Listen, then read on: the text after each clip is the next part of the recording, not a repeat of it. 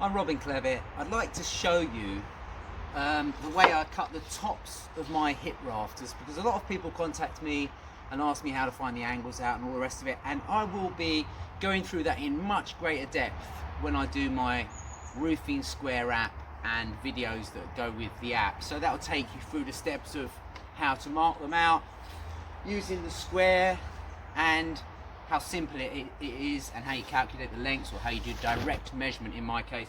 So I'm just making these really small hip rafters from 250 by 50, and they go on the end of this roof.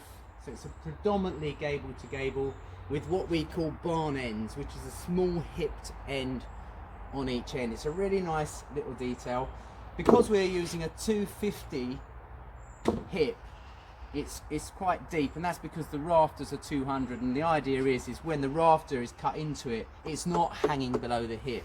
But what that can sometimes do is create its own problems, because a lot of the timber you find is a bit cuppy and a bit bowy, and when you run a circular saw over the top, it sometimes binds. But these new tools, these new 18-volt tools, which are lightweight and they've got a super fine blade, I find the blades don't tend to bind very much. So all this technology, this new 18-volt technology, the blades, which are even thinner than we used to, is helping me. It's actually helping me even more. I'm going to cut through one of these and show you just exactly how that is done. So the angle on the saw is set to the angle where the two rafters, so that's the crown rafter and the end common rafter, meet, and it's actually on plan, it's 90 degrees because it's an equal pitch roof. But when you actually mark that on the top of the timber, if you were doing this by hand, you'd expect it to be 45, but it's not 45. But I'm going to go into that in more depth when I do my roofing videos. Okay, so here's one we've cut. It's actually got a splayed bird's mouth because it actually sits on a wall which passes through. I'll put that one out of the way with the other one put over here, and we'll cut the point on this one. So I have got a plumb cut, marked both sides, squared through the top.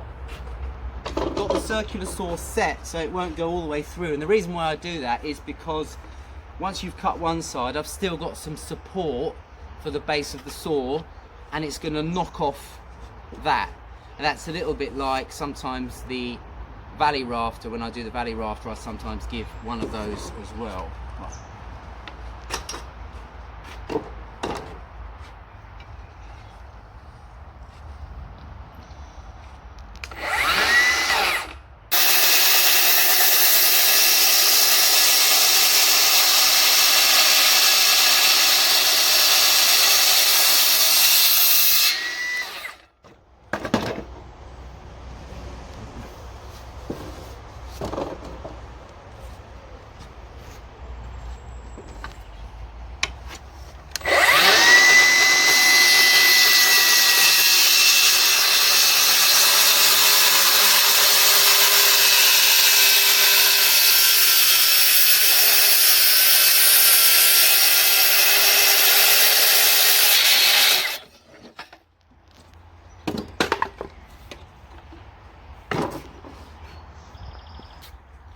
So I'm going to go and slot one of those in now, and you'll see exactly what I'm talking about.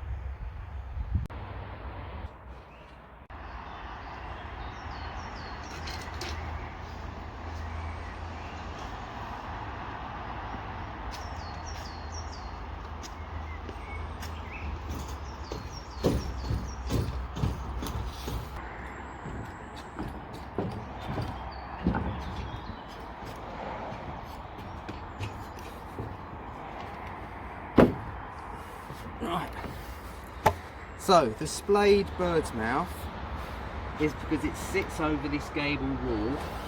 The top of the gable wall is with the top of the rafters, and that is the corner, as if it was a hipped building, if you like. So this will go over here, the point at the top. So the back margin there is the same as the rafter, measured plumb. It's quite technical this, but as I say, I'll go through it in more detail in the future. And all the edges with the hips, the rafters, they should all be on the same plane, so when the roofer comes along, fixes his battening on, it's all equal and everything's nice and true, just like that. And that's basically what you want. So I'll get these all fixed in. I've got a couple of jack rafters to put in and these long jack rafters which go down there. Then it's a matter of cutting the eaves off, putting my fascia boards on, and we're done. I want to say a quick shout out to Carl Moore, who is one of my subscribers and viewers, and Heidi got in touch with me and said we've got to give a shout out to Carl Moore. So hello Carl, thanks for watching and keep up the good work, mate. You're a fellow joiner. Check me out soon.